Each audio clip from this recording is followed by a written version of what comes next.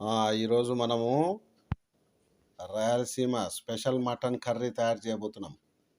చూశారు కదా, ఇది బాగా కడిగి పెట్టుకున్నటువంటి మటన్ పొట్టెల మాంసం అన్నమాట. ఇందులోకి మనము తీసుకున్నటువంటి ఇంగ్రీడియంట్స్: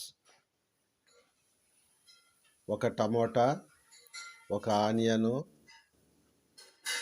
తగినంత కారము, ఉప్పు, పసుపు, చెక్క లవంగాలు, అల్లం వెల్లుల్లి, కొత్తిమీర, మెంతి ఆకు, ధనియాల పొడి, తర్వాత తగినంత ఆయిల్ కూడా మనం తీసుకుంటాం.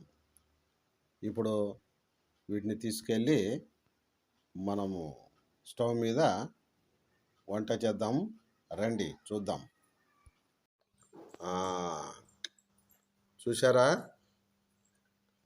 ఎలా ఉందో? ఇది special Rayalaseema special mutton curry. తిన్నారంటే అద్దరిపోతుంది. ఇది అన్నంలో కానీ, చపాతీలో కానీ, జొన్న రొట్టెలో కానీ సూపర్ ఉంటుంది.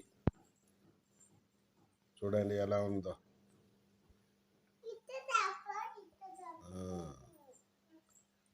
ఇదంతా ఒక్కరే తింటారు. Super curry. ఇదో దీనికి జత,